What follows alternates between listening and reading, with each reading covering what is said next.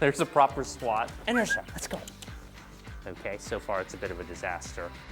I'm Zach George. I train dogs, and this is my new dog, Inertia. I'm taking you along as I train her from day one. You can start from the beginning or pick up anywhere and start learning. Welcome to the dog training experience. In this episode, I'll show you what I do when Inertia has a barking fit. We'll see how Inertia's doing with other animals, including our cat, Angela, and work on more off-leash training inside our house. A lot of you have asked about an update on potty training with Inertia, and I've got to say things are going pretty well. We've been using our pads in combination with showing her how to properly go outside. I'm gonna toss these over here just to immediately get her interested. This encourages her to be less bitey. See, when dogs are in that food mode, they tend to be less likely to play and rip things up. This is a great way to build that association of getting something fun while going potty on the pads. The pads are also coming in handy with our older dog, Indy, who's nearing the advanced age of 14 years. As our dogs enter their golden years, they can start to experience age-related issues like having to go potty a little bit more often than they used to. We're gonna go pee on these pads. That's why we're teaching Indy how to go on these WizSmart pads. Sometimes it can be a little tricky teaching an older dog how to use pads, but let me show you what I'm doing to teach her. I've got a really giant training pad right here where I have taped several pads together. This is to give her a really big target initially. Now, you don't have to do this for very long, but this is just to make it as easy as possible for your dog to go where you want them to go. Also, I've been keeping Indy on leash too to keep her from wandering off. Put the pad where they normally go outside, or if you think you can skip this step, you can try to encourage them to go on the pad inside the house. But in Indy's case, I prefer to just change one variable at a time. In other words, taking her out to the normal place where she normally goes potty and adding the pad. Many of you have taught your dogs the term go potty over the years. You have to go potty? Come on. Now's the time to use that to your advantage. So just encourage them to do their business on the pad. You're going pee. Good girl, Indy. Good job. And this type of training works for puppies too, of course. One of the best things about the WizSmart pads too is they have these stay put tabs on each corner, so they'll really stay where you want them to stay. And if you have a boy dog that lifts his leg, having the option to be able to put it on the wall like that is nice. That's something you can't do with other pads. And compared to other lower quality pads, these are a lot less messy because they're so absorbent. I'll have a link where you can get your WizSmart pads in the description below. Let's see how Inertia's Frisbee training is progressing. Hey, what's this? Yes, ready? Go. Go get it. Okay, so sometimes she likes playing Frisbee and chasing it, other times not yet. She still hasn't made her first catch, but we're continuing to work on it. It's normal for your dog to sometimes show interest in playing with a toy and at other times not be interested. But over time, I would expect the rate of interest to increase the more I continue to make it fun and continue to play with her. What's this? You wanna go inside and play with Indy, huh? Let me give it one more shot. Come on, let's go. Yes. Ah, there we go, see? Glad I gave it one more shot. Good, there we go. Oh, go get your toy. Good job. Good. Getting good at picking it up off the grass anyway. Good work. Go. Okay, that's all right. We'll stop before she gets too bored. That's where we are right now. We're gonna continue to do more and more Frisbee with her. She's a little winded right now. This is great. She's actually settling down in the presence of Indy. This is huge. So she's been doing this a little bit for like seconds at a time, but she loves playing with Indy so much, and Indy's kind of too cool for Inertia, but she humors her and plays with her anyway. Angela, the cat over here, has trained Inertia quite well to leave her alone. She's hissed at her, and she has taken the hint well. So one thing I'm really pleased about with Inertia is that she takes hints really well, and the more opportunities that you give your dog to be around other animals that are likely to give those measured corrections and that communication to them, the more likely it is that they'll learn how to behave around those animals. We're still not letting her stay out here in the main area by default. When I'm not in a position to have her on leash and focus on her, she's still in her living area over there, where she has lots of toys to play with, and so far, she's been great with her bed. She has not attempted to chew up the bed at all. That still may be coming. I'm hoping she falls in love with the bed so much that she realizes, I don't want to chew this up. But playing with Indy has been a great way to kind of phase in this off-leash time in the house here, because she really stays focused on Indy and she's out doing something she enjoys, and it also fatigues her a little bit. She tends to relax right here. Natural settles are the best. So we're taking advantage of these times, having Inertia settle while in a more fatigued state. This is giving her experience of being off leash in the house, slowly, little bits at a time. But she's a long way from being able to just hang out off leash in the house. So that's about what Inertia does. She'll go up and smell the cat, but she's not too playful because she knows that Angela has a limit. There's a proper swat. And you can see that kind of works on Inertia. She's like, do you want to play? I don't think you do. Okay.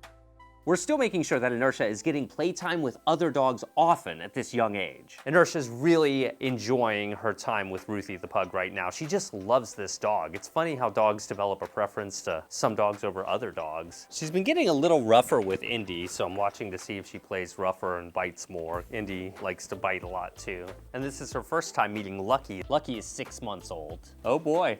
Inertia's met her match. Inertia's gonna play with Lucky now, and you can see they play a little bit differently than Ruthie and Inertia. She's getting a little nippy though. It's like defensive play, but both dogs seem to be having a good time. I still want to intervene periodically when I think Inertia is getting too rough. Take a break. The dogs have been playing for about 20 minutes now, and I'd like to do some training to see if I can encourage Inertia to be calm when something exciting is happening at very close range to her. Inertia was getting a little amped up, so I put her in her crate right here, but Ruthie and Lucky still want to play, and they're having a good time. But you see, she wants to join in the action, but I don't want to let her do that. So I'm trying to encourage her to just kind of calm down and reward moments of calm. Right there, she looked at me, so I'm gonna toss in a treat.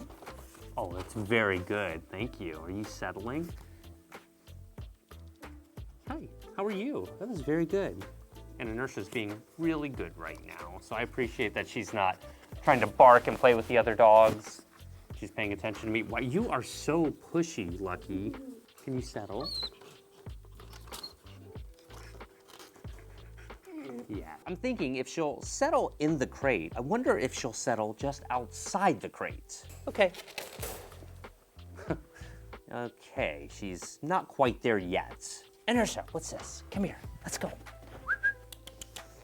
Okay, so far it's a bit of a disaster. First, I'm going to manage Inertia. I'm going to remove her from the other dogs, making things a little bit easier for her. Then I'll try to actually train her how to behave more calmly and do a settle. Really reinforcing calm behavior around exciting situations or potentially exciting situations is a great way to spend your efforts training your dog. I'm gonna ignore Ruthie for a second, just because I'm focused on Inertia. See, regardless of what's going on in the outside world, ultimately you want your dog listening to you, and this is how you start by training it, by just giving them your undivided attention.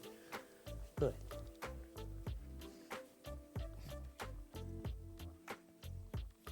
Okay, good job. So we'll release her there. She's been very good. And you were really good too. Now she's really naturally settling down here. So I definitely want to make sure I go over here and reinforce that. Let her know that I appreciate when she's calmed down around two very entertaining, exciting dogs like this. One of which is her best friend, Ruthie. We're just about to do a Frisbee lesson with Inertia, and you might notice she's really, really excited right now. She's starting to become conditioned to understand when I get the lead, when I put my mic on to get ready for a lesson. She's like, oh, I'm so excited, I can't wait. And you can see, it's pretty obnoxious behavior, quite honestly. This barking is probably due to a lot of pent-up energy. She's real excited. It's early in the day for us, but I'm not gonna let her out of the crate until she calms down a bit because I want her to understand she doesn't get out of the crate when she has these robust outbursts of barking. I'm waiting for her to lie down into her settle because I've been working on settle training with her a lot, and I think that she might do it automatically. In this case, I'd rather her do it organically than me ask her to settle because I want her to reason through what I want. Oh, look at that. Yes, good girl, Inertia. That's very good, yes. Thank you. And so upon her hitting that nice relaxed position, I'll let her know when you're calm. I appreciate that. Her weight when I open the crate is looking pretty good right now. Now we can go play some Frisbee. I can tell if I roll the Frisbee or try to get her into it, she's probably not gonna be very excited about it. I think she's not gonna chase it immediately. I think she's too interested in adjusting to outside still, but I'm gonna try anyway, just to see. To make it extra easy, I'll roll it that way since she's facing that way. Hey, what's this? Ah, interesting. My hypothesis was wrong. I love it when that happens. I'm really, really trying to get her focused on this. Yes, good. Right there, she gave it an interested look, and at that moment, I threw it. That spark was really obvious when she was interested in it. That's when we want to blow on the flame, so to speak. Come on. Yes, ready, and go. Oh, warms my heart. Yes. Come on. Still working on the retrieve. She still has a hesitancy to try to back away, but when I pretend like I'm going in the house, she runs it right up to me. So that's my loophole that I've been using. Nice job. She's getting more comfortable picking it up. That's good. Yes. Good. Now, I don't want to get her too winded just yet because she still has never caught a Frisbee. Not one time ever, I promise. I've been saving it for the camera, and I'd like to see how close we can get towards that today. I'd say the odds of her catching the Frisbee just with a hover are maybe 50% right now. She's used to me rolling it, so she's anticipating, but I want to show her that it can fly. Yes. What is this? Yes, good girl. Did you see how she opened her mouth like she was thinking about biting it? I want to let her know that made the Frisbee get real exciting. Ready? Yes, good, good. I'm saying yes because I like that she's enthusiastic about it. Come on. And, hey, what's this? Get it. Let's take a step back and work on that take a little bit more. Get it. Yes, get it. No, she's like, your arm? No, not quite. Close though. Here. I want to give her a win right now. I don't want to take the chance on frustrating her. Yes, good. Good, get it. I'm gonna give her a little roller because I think that's what she wants right now. Yeah, good. She's not used to bringing it back from this direction. I'm just gonna pick this up and try and get our session back on track over here. I'm not gonna insist on a good retrieve right now. That's an example of picking the thing that you wanna focus on at any given moment. You can't train everything at the same time. Yes, good, get it, good girl. Yeah, get it. Since she kind of went for it there, I'll give her a little short toss, a mini toss, because I still want to keep her close. See, right now, as far as she knows, the game is all about rolling it that way, and she gets it. So she's like, what are you doing? This is a different game. But by now, hopefully, you're starting to realize there's lots of different games out there. Yeah, good, get it. Oh, try to avoid hitting your dog with a Frisbee like that. Fortunately, her reaction was okay. That roller seems to give me a spark, and those sparks are what we're after. Getting her interested in the Frisbee is really key. When we say a dog is in and out, this is what we mean. And this is really normal when you're introducing Frisbee like this. If I just have doors and gates everywhere I go, I can get her to come to me no matter what. She really gets excited when going into a new environment, which has been really good from a training standpoint because I can use her environment as a reward in various ways. Ooh, a failure of the real life leave it. Leave it alone. See this? Leave it. So I just have to remind her there, yes, leave it even applies to the falling leaves. Why can't I get you this excited about the Frisbee? Hey, let's see something here. What about this? What? Uh-oh. Always be on the lookout for creative ways to get your dog interested in something, or even you. Okay, a little contrary to the real life leave it, but, oh, interesting.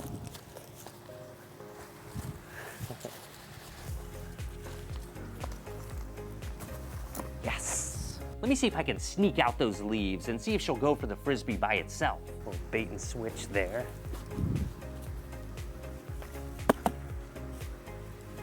Yeah, good. Come on. Go right into the gate because I wanted to encourage a very enthusiastic return. Good, okay, so we're getting her back interested. All of this to get to the point where we can just do a hover lesson where I'm hovering it in front of her to see if we can get a catch out of her, or an attempt at least. She can still leave it alone. Even though I'm making it a toy right now to try and trigger her interest in the Frisbee, which sometimes works, she'll still understand the difference. I'm not untraining her to leave these alone. So for example, let me show you. Hey, what's this? See this? Ready? Leave it alone. Leave it. Good, let go. Yes, good. Okay, get it. You can get them now. Get those leaves in that Frisbee. Come on. Yes. I think the leaves fell out halfway through, but you can see how combining things like that can sometimes be a life hack when it comes to dog training. Being flexible and being creative is really an important quality to have when you're training your dog. Find out what they like and see if there's a way that you can incorporate it within reason. Yes, good girl. Yeah, get it. What is this? Go on, what is that? Still, much more work to do on getting her to catch a Frisbee in the air. We're not quite there yet. Understand, it doesn't always happen that quickly. And now that she has had a bit of exercise out here, I'm just gonna take advantage of this time to let her acclimate and be comfortable and exist in this environment. Remember, overall environment desensitizing is a crucial part of your strategy when you're raising a puppy like this. Now we don't have the barky dog that we had a moment ago, which is great. I'm gonna let Inertia play with Indy, but I'm gonna use the environment and access to Indy kind of as the reinforcement for listening to a sit and a wait here. Okay. Okay, let's go over here on the carpet, guys. Inertia might be easier to handle for Indy if she's gotten that layer of energy out first by playing Frisbee. We let him do play sessions like this many times in a day, I don't know, 5 or 6 maybe. So basically the training regimen is try and get a couple of 20-minute training sessions with Inertia, maybe a couple of short fetch sessions, 10 minutes each, and then several of these play sessions and sleep in between, meals in between. For the time being, all of this play is pretty much supervised. I might go into the kitchen and grab a water or something like that. Inertia has really responded well to Indy's corrections.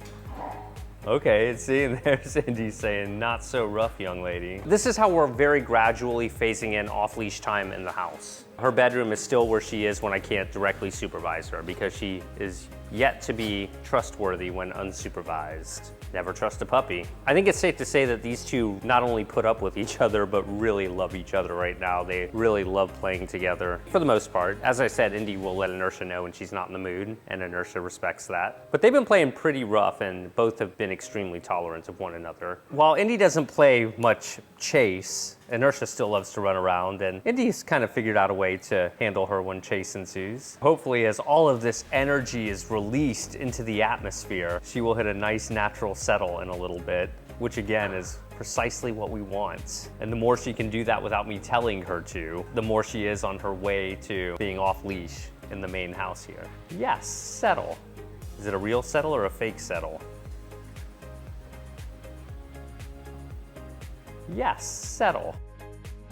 Good job. I'm just going to ignore her right now and let her appreciate being a good dog in the main part of the house. You're a good girl, Inertia.